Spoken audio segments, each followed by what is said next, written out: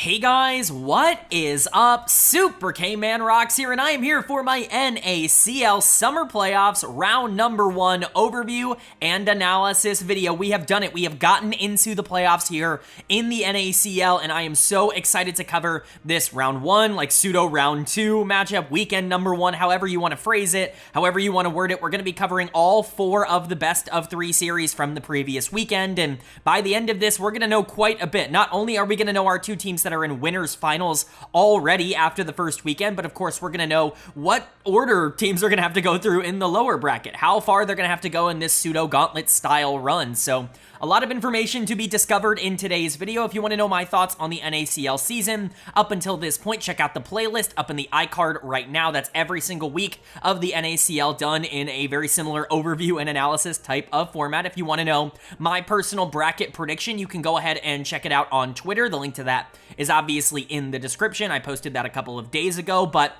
this is going to be an analysis of everything that happened in the first weekend, so strap in. I don't want to waste you guys' time. Let's get into it. If you are new here, what we are going to do is go series by series, talking about the advantages and the disadvantages that each team was able to generate. I'll be giving a player of the series and a dud of the series for each series that we cover, and at the end of the video, we will be previewing everything that has to do with the upcoming weekend, and so a lot of series to talk about in that regard as well. But of course, most of today will be spent talking about upper bracket round number 1 and upper bracket round number 2. So without further ado, let's jump right into it. Our first matchup of the playoffs is kind of a pseudo rivalry with how much these players and these orgs have been trash talking over the course of this year. It's the number 4 seeded Supernova taking on the number 5 seeded Blue Otter.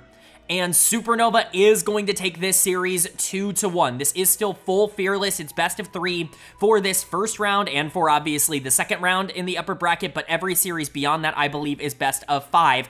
So in that sense, Supernova kind of got bailed out here because I'm not entirely sure I feel super confident about more games between these 2 teams. This didn't look particularly good for Supernova for a majority of this series, but luckily for them, they were able to dominate game number 3 at the very least and take home this series pretty confidently in that respect. But when you look at all 3 games, game number 1, pretty big Blue Otter lead in the early game that they just never surrendered. This was a pretty great game from Otter. They are really good in the early game. Generally speaking, their laning has always been very strong. It's been a strength of the team the whole year, but they've had trouble closing out games. That's what they've gotten better on, and that's why they've gone all the way up here to the number 5 seed, and that was clear in game number 1. Game number 2, though, big lead for Supernova in the early game, and so you go, okay, well, they're just going to trade those leads here. Well, Supernova tries their absolute best to throw this game number 2. It ends up being a really big comeback from Blue Otter. They end up getting Elder, and they just actually can't make it work. A pseudo backdoor as Blue Otter takes Baron, and all of a sudden we're going to a game number 3, which Supernova is allowed to just kind of dominate and win. But there was a real chance Blue Otter could have just won game number 2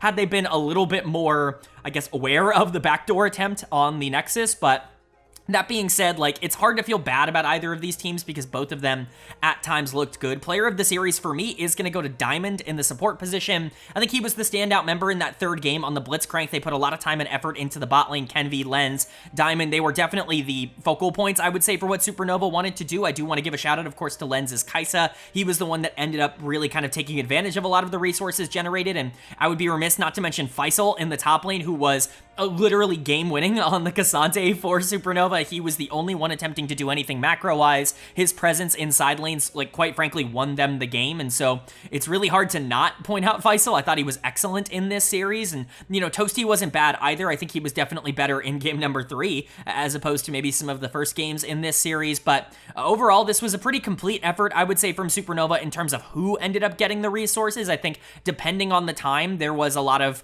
I guess, shared positives over the course of this series, but I certainly think as a unit, their macro was very questionable. I mean, obviously that comes into play in game number 2. Much better in game 3, a much more complete performance, and it's good to see this team level up, but this isn't the kind of win that immediately makes me think that they're going to be able to compete in the upper echelons of teams. This is honestly a more concerning win than it is a great one. I think I feel worse about this team coming out of this series because of the macro problems that they ended up having, and, you know, just because Blue Otter ended up sharing in some of those macro problems, it doesn't make me feel any better. And so Supernova still with a lot to prove, even though they are walking out of this first round series with the win, which obviously keeps their extra life, a pretty important thing to have here in this tournament. But for Blue Otter on the other side, I do feel kind of bad for them. I mean, there was a real shot that they end up just winning the series 2-0 in game number 2, and I'm sure they feel pretty heartbroken about that because it really was incredibly close. If they were just able to prevent that backdoor attempt from the Azir and from the Cassante, then they perhaps could win that game number 2. They had Elder, they had a lot of the momentum in their direction, but that Baron call ends up being kind of a disaster for them,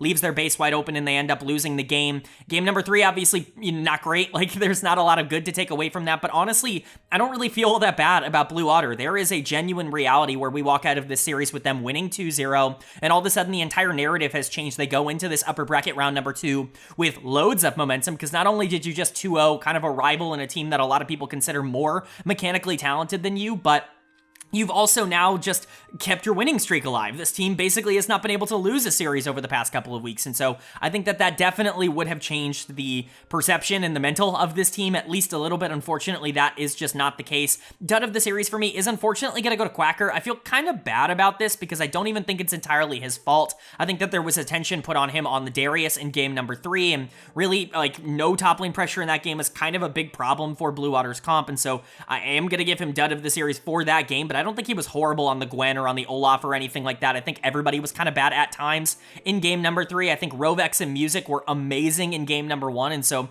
I really couldn't consider them at all for Dud of the series, even if Music was probably the least consistent member through the back half of this series, through their losses, of course, losing smites over and over again to Kenvi, who just felt like he could steal everything over the course of this series, but I don't think he played particularly well outside of the Sedge game. Rovex, I thought, was awesome on the Rakan. I'm certainly not going to blame him entirely, but Diamond was a little bit more active in the back half of this series. I thought Levitate was fine. Samakin was generally fine outside of that game number 2 on the Hui, which I thought was not very good. But again, you're kind of grasping at straws here. Everybody's allowed to have one game where they're not perfect in a best of 3. You just can't really have that, impact the game in the way that it did. I think some minor changes. Blue Otter walks out of this series with a win, and obviously, I don't know if that's better or worse to hear, but they still have a lot of talent and momentum behind them, and I don't think that they should walk out of this series feeling really any worse than they did walking into it, even though they lost. They're moving down into the lower bracket now. They're going to be taking on Winthrop University. That is a much more winnable series against a team that they are kind of just better than, or at least they should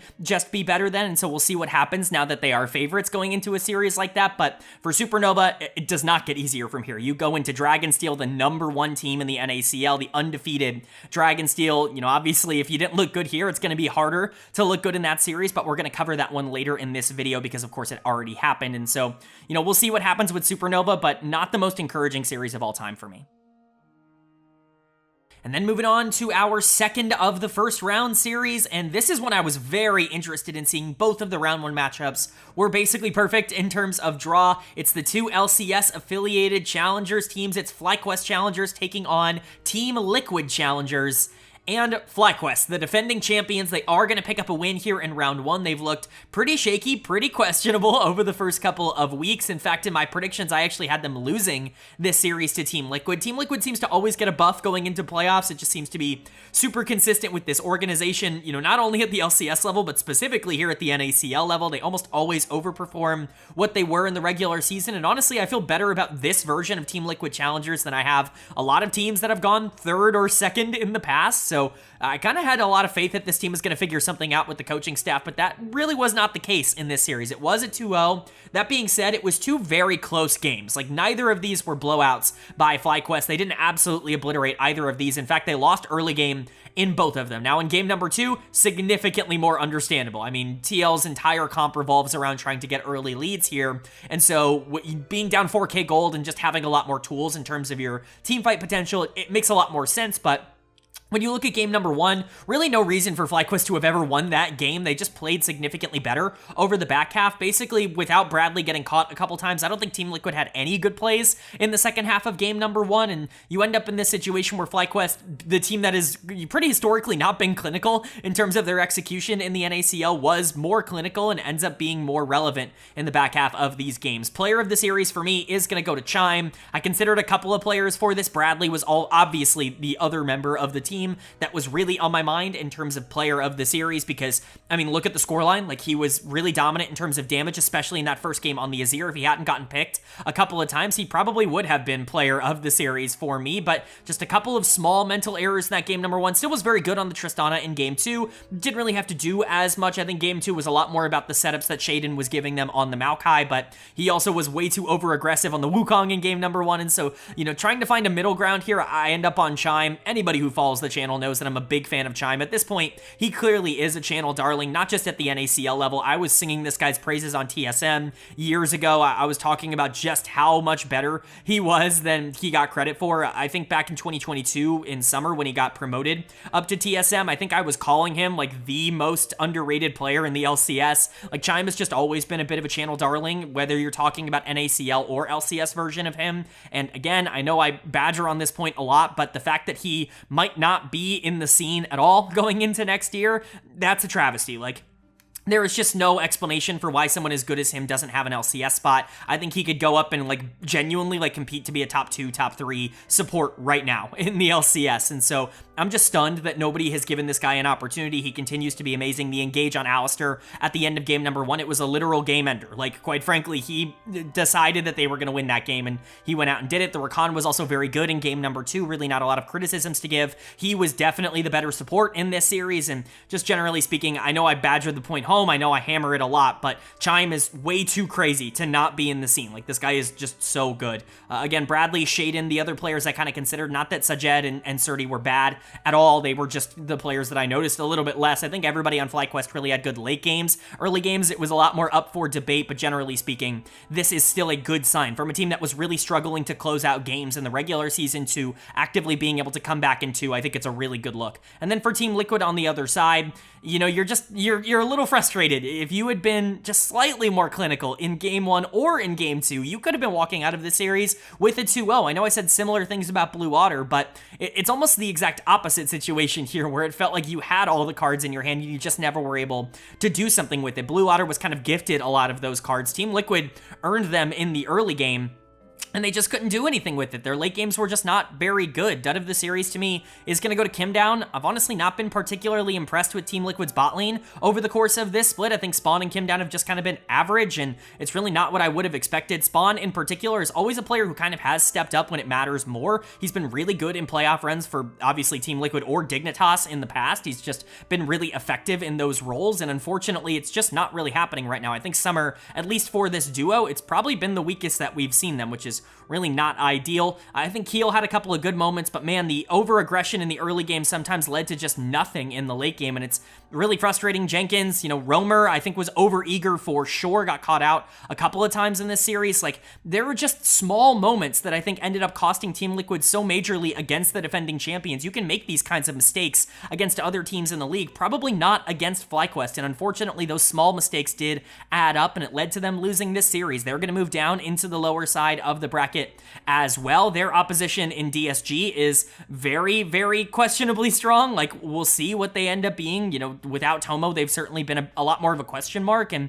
you know, we'll see if that's a winnable series for DSG. Team Liquid are certainly, in my opinion, going to be going in as favorites, but it's certainly not a cakewalk. This is a DSG team that caused some upsets last split in the playoffs as well, so very interested. One of those two teams is going to be out first in the playoffs, which is crazy, but FlyQuest is going to be moving on. They take on Fear X Starforge. That is a very interesting series. Two teams that are very much fighting it out to be considered right now second best after the undefeated Dragonsteel. I think that's going to tell us a lot about how the rest of these playoffs are going to go, and FlyQuest certainly earned it with this performance.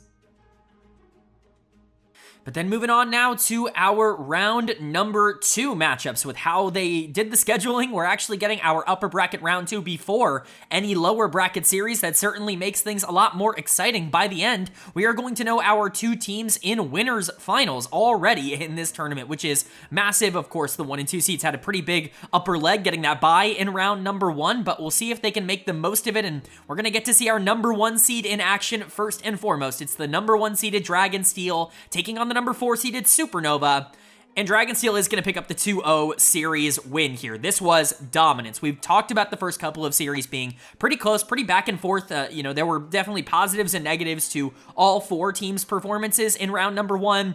really not a lot of nuance to discuss in this series because Dragonsteel was just better from moment one up until the end of the second game. There really isn't a lot to talk about for Supernova in a really positive way. Shout out Faisal, he was doing his absolute best to be relevant in these games, but outside of him, there is like almost nothing positive to even say for Supernova in this series. And even Faisal, I think like 3 of his kills came on a random like engage at the end of the game, just shoving Narb people into the fountain. So I don't really know, we'll talk about it, but player of the series, it becomes a lot harder when everybody plays well, but for me, it was pretty clearly Scary Jerry down in the bot lane. Again, anybody who's followed the channel all year long knows I'm very high on Jerry. I think that he is incredibly good. Like, I don't know if he's a Masu level 80 carry prospect coming out of the NACL, but he's certainly, like, within reach of that. I certainly think he is what Meech was. I would think he would be a better prospect than someone like Meech going into the LCS next year. I'm not saying that they're guaranteed to do that, but regardless of whether or not Dragonsteel ends up taking that NACL affiliated spot, I'm sure teams are going to be looking at quite a few of these players to promote them with just how dominant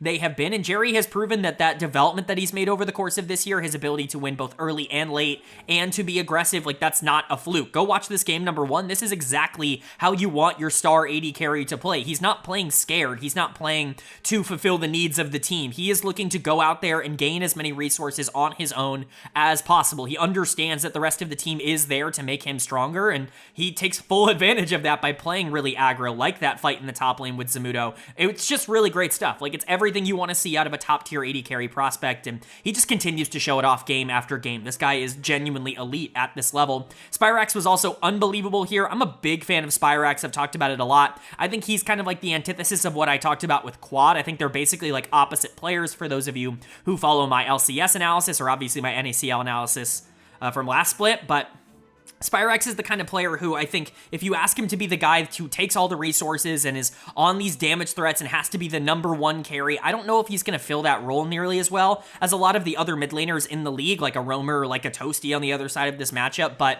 I think if you asked him to be like the secondary carry, somebody that can, facilitate for the jungle and make the bot lane look better, willing to give up resources in order to make his team look better, I think there's no mid laner better than Spyrax at that in the NACL at the current moment. And I think, honestly, there are a lot of LCS mid laners that aren't as good as Spyrax in that regard. And so, really big fan of him. I think he would fit into almost any team. There really isn't a lot of spots that I think Spyrax would make the team worse in. And so, I'm a big fan of his. And hopefully, again, he can continue to get some looks. Zyko's awesome. I assume where Jerry goes, Zyko goes, because they've been a duo this entire time and they've looked amazing. Yuji was my MVP pick. I'm sure I don't have to sell you on him. Zamudo was very aggressive, oftentimes, at the team's detriment, but it didn't really matter. They were so far ahead in so many circumstances that him getting caught out and, just generally being the one that Supernova was putting all the resources into was sometimes even just a positive for the team overall. It allowed everybody else to just kind of do their own thing. And so really nothing to complain about for Dragonsteel. This undefeated split continues to look amazing. They're 10-0 in best of threes, and I guess technically they're 20-3 in terms of their scoreline. This is just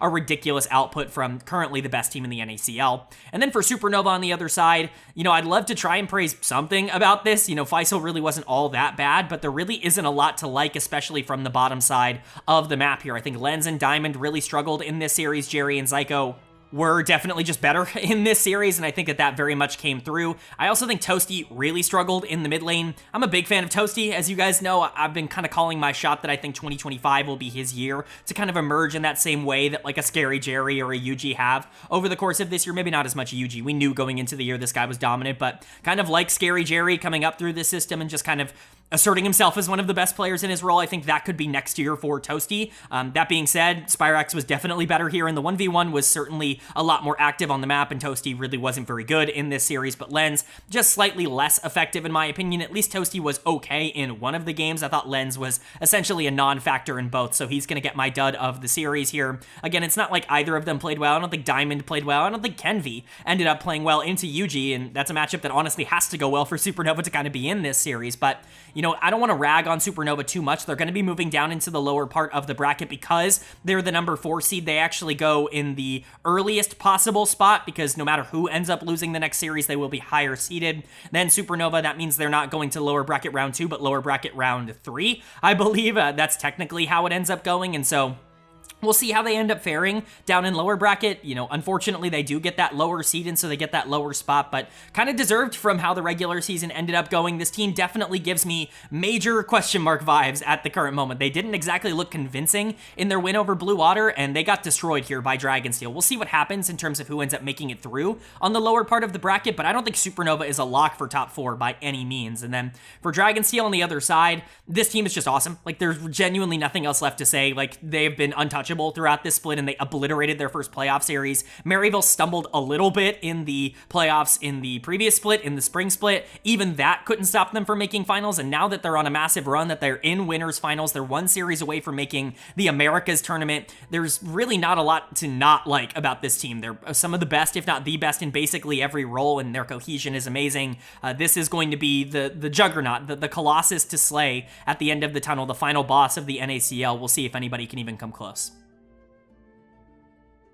But then moving on to our fourth and final series of the video, our second of the round number 2 series in the upper bracket. And this was the one I was really looking forward to. And let me tell you, it did not disappoint in terms of just banger after banger after banger game. It was the number 2 seeded Fear x Starforge taking on the number 3 seeded FlyQuest Challengers, and Fear x Starforge is going to pick up the 2-1 series win here. What a series. What a collection of 3 games. The heart attacks that I'm sure both of these teams had over the course of these games. I mean, it's truly absurd, the series that we ended up getting. Game number 1, Fear has this gigantic lead that they're just not able to hold on to. Sajed comes out of nowhere on this Smolder, gets the stacks that he needs, and is able to completely take over the game in the back half. And then in game 2, it's time for the role reversal. FlyQuest gets a gigantic lead that they then cannot hold on to. Instinct, Blaze Olive, XU were awesome. Winsome and Phillip were great in game number 2 to be able to make that comeback work. And then game 3, it looks like the most convincing of the 3. It was only 29 minutes, but in those 29 minutes, we saw Fear get a giant lead in the early game, almost completely throw it at the 20-minute mark, as is tradition in this best of 5 clearly, and then regain it by winning some fights in the later half of the game. If you can't tell by the way that I'm talking about this series, this is absolutely series of the weekend, and I'm sure a lot of the people who are watching these videos have already seen these games, but if you have not, please go watch these games. Like, they were crazy fun. This is some of the most fun League that I have watched in a while, and with so much on the line, it was really, really crazy. But let's talk about the players. Player of the series for me is going to go to a Blaze Olive in the mid lane. ABO has been the focal point carry for Fear in terms of what they have been over the second half of the split, and he is coming up clutch. That Jace game in game number 3, yeah, that was it. The damage he was able to do in that final team fight, ginormous, just completely able to snipe out, you know, a couple of pivotal targets at the beginning of the fight, and really just carrying the teams in terms of the damage in game number 3, but it wasn't just the Jace that he was good on. Of course, the LeBlanc and the Zeri were both good games from him as well. He was just very valuable throughout this series, and he's been so valuable to Fear.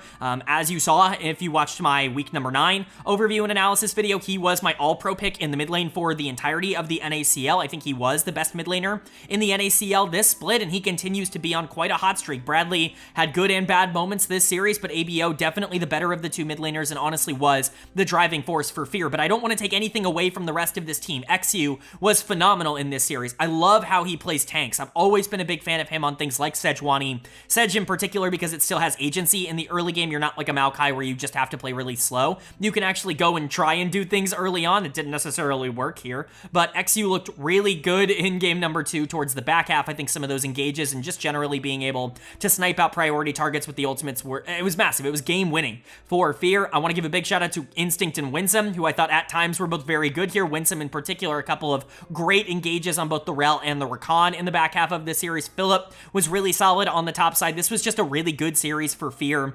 overall, and this is massive. They're in the top 2. They're in winners finals. They are 1 series away from qualifying for the Americas tournament, and that's huge. Remember, not a year ago, this was the newcomer to the scene. FlyQuest Challengers just won the NACL last split. This is a pretty fantastic run for Fear. Their partnership has clearly made them one of the scarier teams in the league. This roster has really stepped up. A lot of veterans have really made the most of their opportunity here, and they are absolutely one of the most dangerous and hardest outs in the entire playoffs. We'll see what ends up happening, but for FlyQuest on the other side, I mean, you got to feel frustrated. Like, I don't know. How do you even take this series? Because this could have been a 2-0. Honestly, with the way you came back in game one, if you closed out game two, we wouldn't really be talking all that much about Fear. But on the flip side, you probably shouldn't have won game one in that circumstance anyways. And you kind of had the comeback in game number three. It's just very weird. It felt like both teams had control for like 50% of the series. And so it's kind of hard to get a real grasp on what to praise and what to criticize. I think Sajed was excellent. Chime was excellent in this series. I think the bot lane for FlyQuest was really important. We talked about the Kai'Sa in game number one for Sajed. It was the most important pick that they could have in that moment to be able to take over those team fights. And then, unfortunately, the Smolder just couldn't actually make things happen against the Jace in that game three. But Chime was really good throughout this series as well. Everybody knows, I've already talked about it. I'm a big fan of his, and he lived up to that. I think that there were moments where Surdy looked like, prime Surdy, like the player that we know that can just completely destroy and take over games. Bradley, I think at times looked good. Shaden at times looked okay, especially at the beginning of this series, but unfortunately Shaden is going to be the one who gets my dud of the series here. Not because he was absolutely horrible, just because I think the inconsistencies were actually really bad for Fly. I think the Wukong game in game number one, the Wukong is just not really working out for FlyQuest. It seems they really want to go towards this early on in series and then flex into the more popular picks later on. I don't think the Wukong is working at all for this team. I've really just not been a fan of the champ, and it doesn't really seem to be all that effective at the current moment for Shaden. At times, he was the one that was trying to lose them game number one. This game two was very good on the Maokai. I'm not really going to criticize that all that much, even though they ended up losing, and he could have been more clinical in those fights, but it's the Ivern in game number three for me, where, especially in those pivotal fights, just throwing Daisy out into the middle to immediately die, it just feels like a lack of understanding of how to play the champion, at least at a high level, and going against Fear X Starforge, that's not the kind of circumstance in which you can play Ivern and just be okay at the champion. You really have to understand the way that you should pilot him in a lot of these close quarters fights, and it ended up being a really low impact Ivern game. And so for me, he was the choice for dud of the series, but again, it's really hard to know whether or not to criticize FlyQuest or to praise them or what, because they just played against Fear X Starforge and were in a really good spot for like 50% of the series, and so you can't feel too bad about them, but honestly, they should have closed this out. They should be moving on to winners finals, but they're not, and so we'll have to see what happens. They move down into the lower bracket now. As we stated, Supernova slotted into that round 3 of the lower bracket because of the way things work. FlyQuest, because they're a higher seed than Supernova, will slot into round number 4. It's kind of that gauntlet style format, so FlyQuest does get a little bit more time to prep and prepare, and a little bit more to I guess balance in terms of how things go, but Fear, they're slotted right into winners finals. This is a great spot for them. I really can't ask for anything more. I think that there was a lot of optimism surrounding Fear going into the split. A lot of people were looking at this roster and saying that they should be near the top of the standings, but for it to come together as easily and quickly as it has, for them to establish a playstyle and for them to be top 2 in a league that I think has gotten infinitely better over the half year, it's just a really impressive feat for this org. All right, but that is going to do it for my NACL round number 1 and kind of round number 2 overview and analysis video here in the summer playoffs. Up on the screen, the updated bracket after the first and second round here in the upper bracket. We've got our winners finals locked in. Dragonsteel taking on Fear X Starforge. I'm very excited to see that. We saw it in the final week of the regular season. Obviously, it went Dragonsteel's way, but Fear is a dangerous team. You cannot underestimate them in any circumstance. I hope that that will be a good series, as we also see Supernova and FlyQuest down in the lower bracket now. Supernova slotted into round 3, FlyQuest slotted into round 4. They will, of course, face the winner of this gauntlet-style format. And, of course, with our losers in round number 1 going down into the lower bracket to meet our 2 lowest-seeded teams, we've got some matchups to preview, starting with, of course, Blue Otter taking on Winthrop University. Blue Otter should be favorites here, but the last time these two teams played, it didn't exactly go perfectly for them. Obviously, their emergence over the second half of the year, you have to hope that it's legit, and I continue to believe that if you play through Levitate and if you can get really good game situations for him in the later half, then you're probably just going to be able to win this series relatively easily. But Aaron is a very good AD carry on the other side of this matchup as well. Certainly the matchup to watch, in my opinion, in this series, but I think Blue Otter should have it if they're able to maintain their form from the previous weeks. And then with Team Liquid Challengers taking on Disguised, one of these teams is going to be out first in the playoffs. That feels pretty insane considering these two organizations. Obviously, I'm going to be a little bit more biased towards Team Liquid. I continue to think that, their track record of leveling up in the playoffs isn't just going to suddenly disappear, although maybe I should not be nearly as high on this team. I just think FlyQuest was a really tough first round opponent who they played pretty well, and so I think they should be better in this series against Disguised. It's all going to be about whether or not this team can start to unlock the full version of themselves with the roster change that they made. They've not really looked like themselves ever since Manui came in. I don't think he's played bad at all. I certainly don't think he has been the problem. It just feels like this team is a bit different. Tomo was such a driving force for what this team wanted to do in terms of their late game, I guess, strategy. And Manui's a very different player, having to play around him in different ways. I'm not sure this team has the practice time to be able to make the most of it, but I could be wrong. Obviously, he played for them last split. I'm sure some of that experience is carried over. I just don't know how much I can really trust that they have it figured out in this 2-week stretch. I think Team Liquid has to be considered favorites, and they are for me in this series. But let me know if you agree or disagree with that down in the comments section below. Of course, if you enjoyed the video, leave a like. It really does mean a lot to me. It lets me know you guys are enjoying the content, and it does help get this video out to a lot more people, which I'm always very appreciative of. If you're new here, hit the subscribe button. We don't only post about the NACL on this channel. We post about all 4 of the major regions: LCS, LEC, LCK, and the LPL, and their playoffs are all going on right now as well. So stick around, hit the subscribe button, hit that bell so you can be notified when all those videos do go live. But of course, with all that being said, I hope you all are having a great day. I hope you continue to have a great day, and I will see you all later.